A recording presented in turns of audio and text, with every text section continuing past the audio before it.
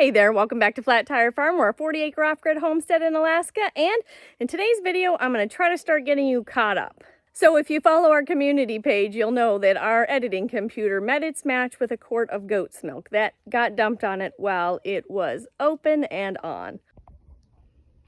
Yep, so this happened. Wah wah, bad news, right? Right. I took it to the computer doctor and he said, yes, absolutely, we need a new motherboard, but the rest of it can be saved. So I told the computer doctor that I needed my computer. So he got it rigged so it would turn on. And he said, now just don't turn it off until you bring it back to me, until the new motherboard comes in. So I was really careful with it and tried to edit, but mostly I was terrified. Then my new motherboard came in and I was so happy, and I took my computer that I had kept on for 10 days back to the computer doctor and he installed my motherboard and it turned on beautifully, and then he turned it off and couldn't turn it back on again. And that's because that motherboard was also defective. I'm sure not damaged by milk, but still didn't run any better than the one that was damaged by milk. So here we are again. He got my computer rigged on so that I can try to edit, but bit by bit my computer is dying. The USB ports aren't functioning. It doesn't recognize the drivers for the mouse. And today, which was new and fun and exciting, the touchpad mouse stopped functioning. So I'm going to do my very best to get you as much edited video as I can up before my computer completely crashes. So long story short, because the computer was damaged, yada, yada, yada, broke, still broke, we have a lot of footage that starts in the middle of May through, this is the first week in June. And so I haven't edited most of that. So I'm going to start getting you guys caught up, and I'll put the dates in there so you kind of understand where we're at in the timeline. We're going to get at least 2 videos out of the catch-up footage, and I don't know how much more than that. So bear with me and know that I'm thinking about you and working really hard to get you videos. So let's get rolling, and I'll stop yapping. You girls love the snow? You going to be sad when the snow's gone? Yeah? What is she doing? She's trying to cool off. She's looking.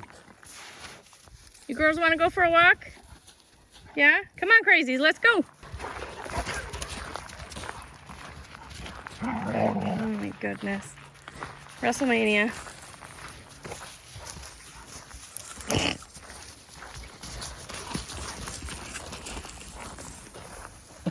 They are crazy. They'll just do this until the nap kicks in. Come on, you girls, let's go for a walk.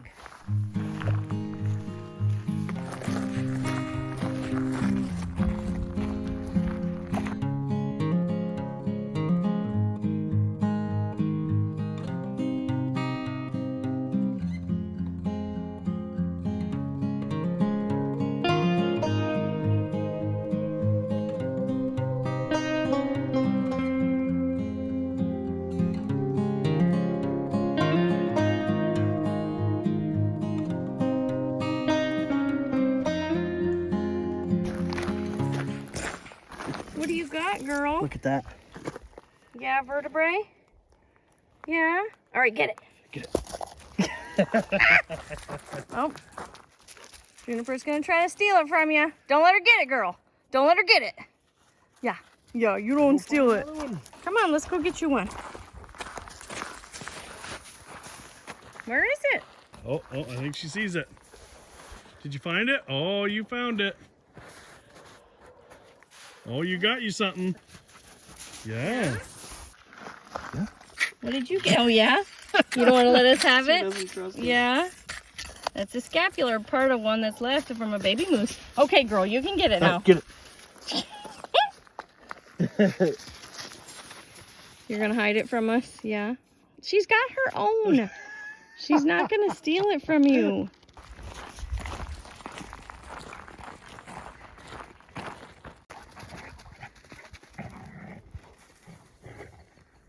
Snow's on the ground yet, and she still wants to be in the shade. Crazy dog.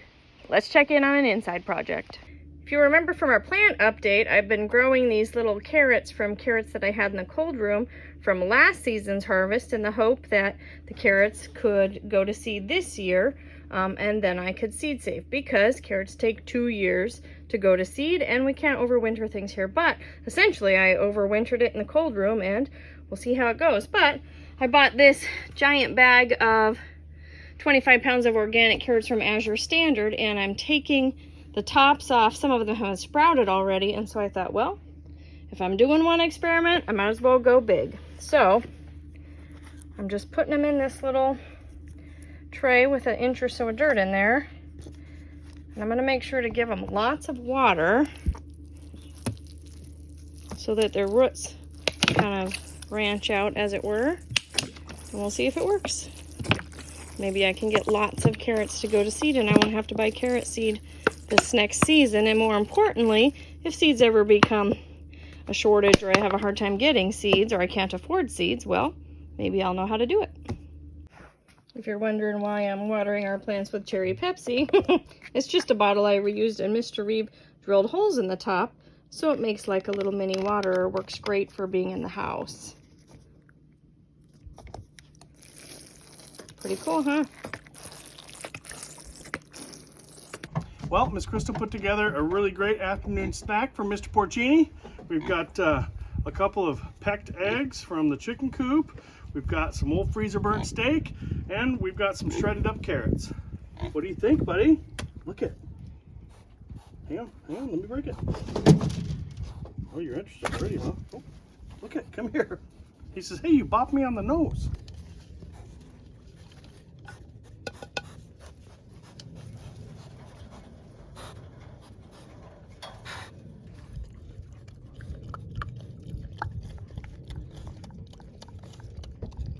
Oh, there's a boy. He's a good boy. Yeah. Hey, girls, you want a snack? Yeah, Gretel, I know you always want a snack. Yeah, what do you think? There you go, girl. No, you don't get to steal everybody's snacks. There you go, Willow. Good girl. Come on, Laverne. Come on. You girls be nice. She's allowed to have snacks too. Yeah. Wait, mama. Here. Here's a big one. That'll keep you busy. Come on, buddy. Come on. Get up here. Get up here. Gretel, stop. There you go, buddy. Yeah. No, Gretel, you had enough. Yeah. Come here, buddy. You need one more. No. Quick, get it before Gretel gets it. There you go. Good job. Yeah. You're being a pig, girl.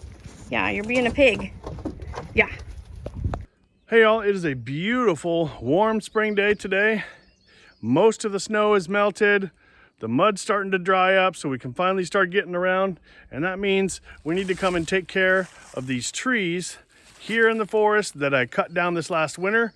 They're laying in the woods as timber. We got to get them out of the woods and by the sawmill so we can start making lumber for all the building projects we got this summer. Why don't you come with me?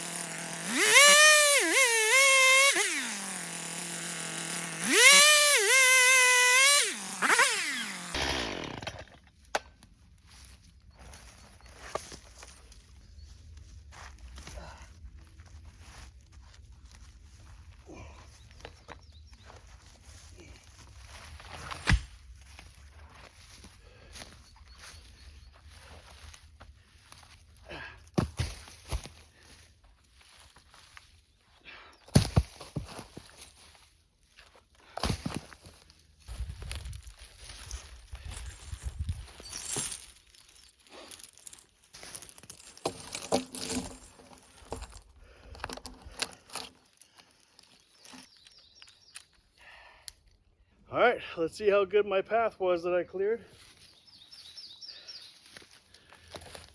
See if we can't winch this thing out of here.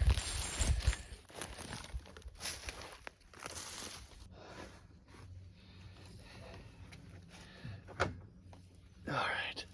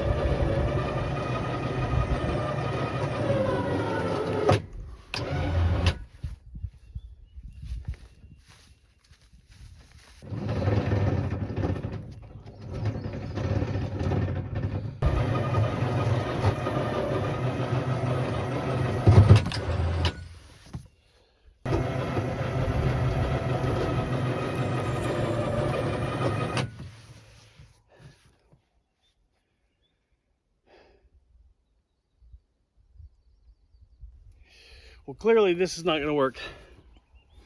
It's taking way too long, and I need like 80 logs. So, and I've already got 30 down in the woods, so I got to figure out something different.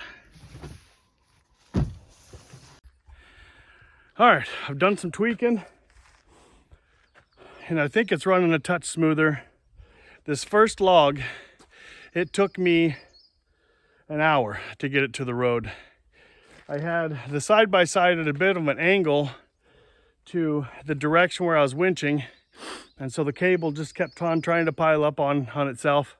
So I jockeyed that around and got it a bit more straight with at least the first half dozen or so logs that are, I don't know, you probably can't see, but they're way out here in the woods. But the other thing that was giving me such grief here is right here is a big pile of stumps that came from the driveway. So when we first started on this property, this whole driveway, all the way up yonder and all the way back towards the house, was still trees, was still forest. So we had to clear all this and then later pull the stumps off, and I just pushed them to the side. Well, they're built up in a bit of a ridge right here alongside the driveway. So what I did is I grabbed a couple of them out right in here, so that I've got a bit of a trough here that I can bring these logs up in. So it looks like it's only going to fit a couple logs at a time. Really, this is kind of a two-person operation, but I'm by myself today, so we're just gonna make do. I do have a trick on how to lift these things up without having a third person. All I need to get is about a 3 or 4 foot 2x4. But I'm trying not to go back and forth to the house too much and lose too much time. So once I get back to the house, I might go ahead and grab a 2x of some sort, and I'll show you that cool little trick. But for now, let's, I've got the second log about halfway. You can probably see it right there at the end of my finger right here. Oh, nope, right there. He's about halfway in. Yeah, so I've got about 30 logs in the woods, trees down in the woods. Some of them are limbed, some of them are not. But I've got about 30 logs down for the sawmill. about 10 up here and about 20 just south of the house in the woods down there. So let's keep going, see how well this works. So I got to thinking, I think I can still do my trick to lift up the front end of this log. I just have to cut me a piece from the tops of one of these down trees here. So what I have is right where that log is, and right up here at the top, I've got just a bit of a bump. And so the front end of that log just digs into the ground. So let me go grab my chainsaw, I'll cut a piece, and I'll get that set up.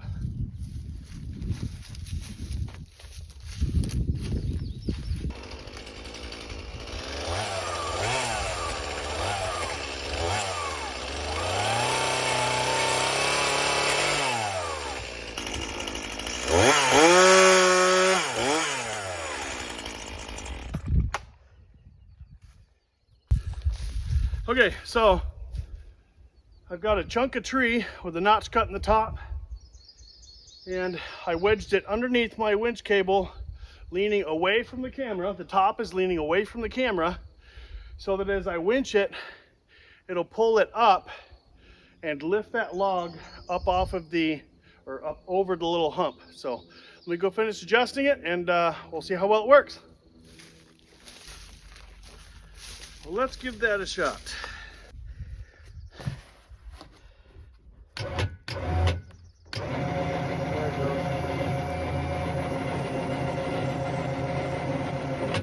It still fell over, but it didn't fall over until right after it got that log over the hump. So we're in good shape.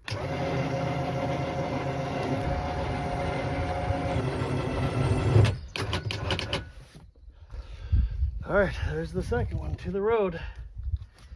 2 down, about 28 more to go. All right, I kept trucking at it here. I've got 6 logs all stacked up, pulled up here to the road, but they're getting high enough that I'm gonna have to go grab the tractor and bring this load to the sawmill. And then the next 3 or 4 of them are actually over here and a little bit farther into the woods. So I might have to come up with a different solution for those.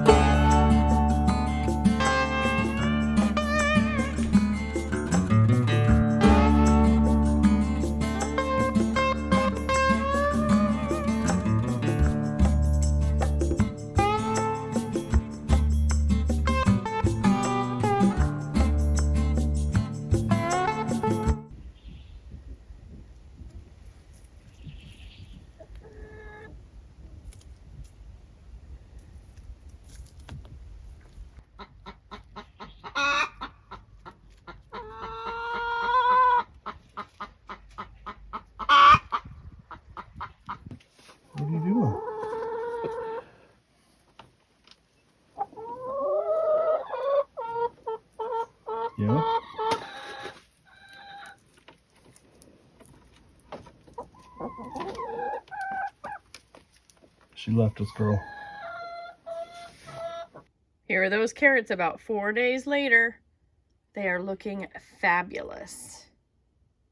Today I get to do something that's a family tradition, something that I have done every spring as far back as I can remember. Pick up trash.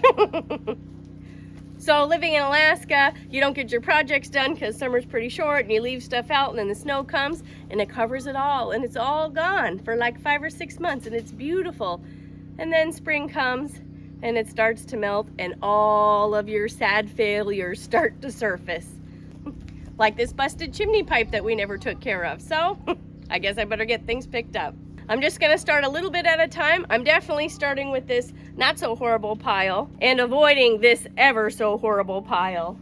Now this stuff was not just a big pile of junk that we left outside, but it actually was all protected with our shelter logic that blew away and it's still down the way. Maybe we'll get that picked up this year, I don't know. But this is gonna take Mr. Reeve and I am not tackling it by myself today, I'll tell you that.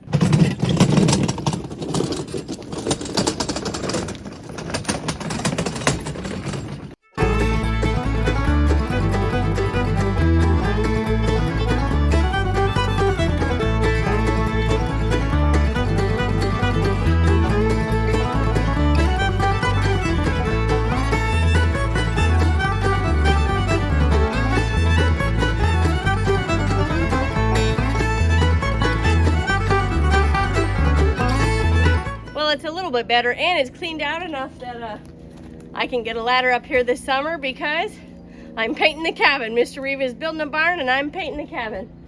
I was supposed to paint it last year, but you can see that didn't get done. But this year, we're doing it. Now this is a food grade barrel that we got from the brewery, and actually we got lots of food grade barrels, but this one has a hole in it. So we're gonna make us another burn barrel out of it. Most people in Alaska burn their paper trash. We are of those people as well. And that will make it so that all this little bits and pieces and stuff that were paper trash that I just picked up, we can get rid of. Old scraps of dry rotted wood, that'll go in there too. Goats are mad. Now because this is just gonna be paper and wood and cardboard, when this all cooks down into ashes, then I will be able to put it in the garden as fertilizer. And we always want to make sure we're not going to start any fires outside of this barrel, so we always cover it with mesh.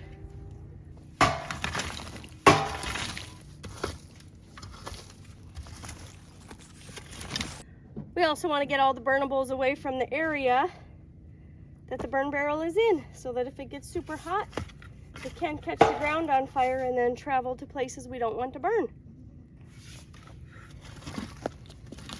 Well, it's May 22nd and Mr. Reeve says I can try to make my way down the driveway, so here's our first shot.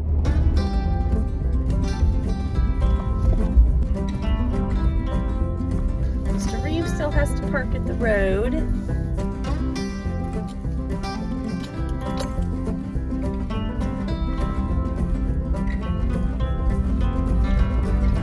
So much better. You're okay, girl. When we stop, I'll show you what I'm bringing. Better put this in four-wheel drive. Hold, please. Dang it, why did you do that first? Oh, goodness. When we stop, I'll show you what I've been carrying Eglantine in, because she's getting too big to just sit in the neck of my jacket. It's all right, girl. We're almost there. Hold on, buddy.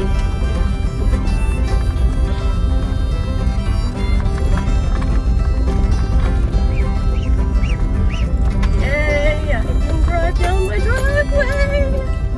Oh, so glad. So glad.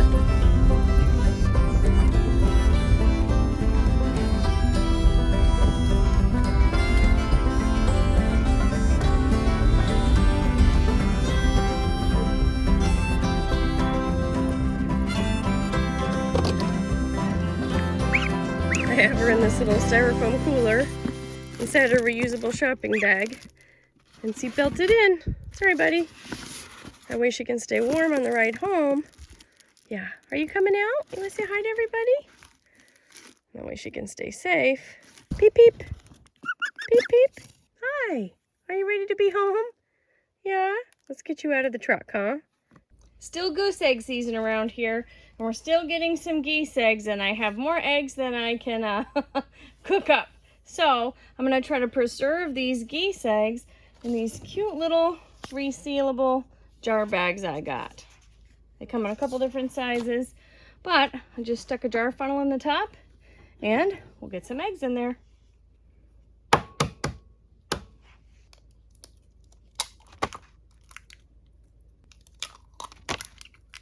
Now, if you didn't know, one goose egg has the same volume of 3 chicken eggs. So I figure I'd put 4 of these geese eggs inside one of these reusable jar pouches, and when I need a dozen eggs for something, I'll just grab one pouch.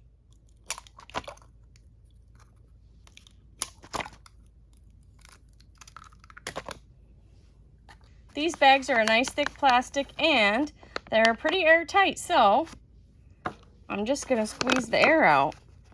I'll seal up most of it. Get the air to go to kind of this one corner. Tip it, squeeze the air out, and then seal it. Here we go. Pretty cute, huh? Oh man, we got a little stowaway in there. One tiny bit of a shell. That's okay. I'm sure we'll find it again when we go to cook it. Okay, one thing I forgot to tell you is you have to beat the eggs and the whites together before you stick them in the freezer. Otherwise, the yolks will freeze independent of the whites into like little hard yellow rubbery balls that don't mix up when you thaw them. So beat it up first, then stick it in the freezer. Hey, honey. Yeah? What's for breakfast? Eggs. I mean, breakfast burritos. Yes.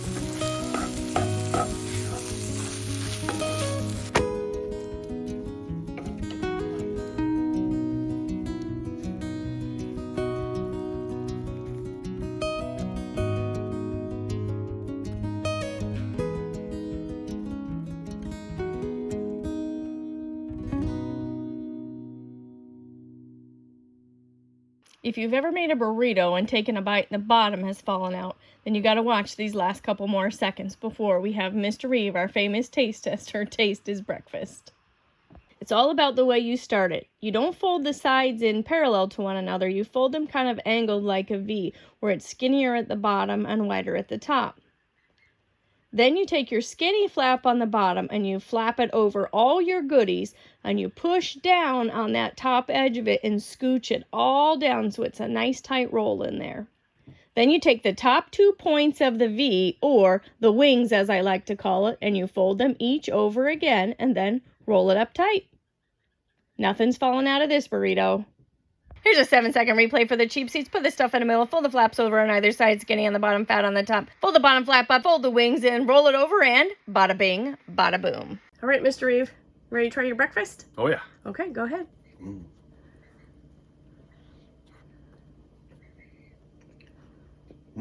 You're happy? Yeah. You want to tell everybody why breakfast burritos are different every time we have them? When you're done eating? Okay. We make our breakfast burritos with what we've got in the fridge. So every time they're a little bit different, and every time they're amazing. And speaking of eggs, our second clutch of goose eggs finally hatched.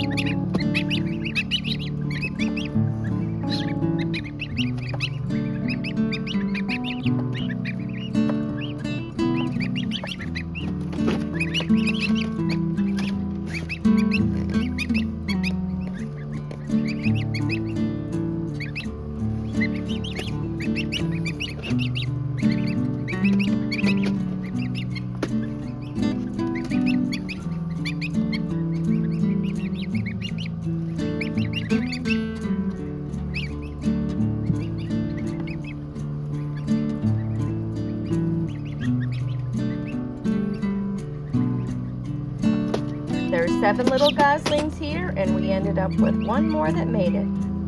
So we have 8 more tiny baby goslings. Thanks for joining us at Flat Tire Farm. Stay tuned for the next catch-up video.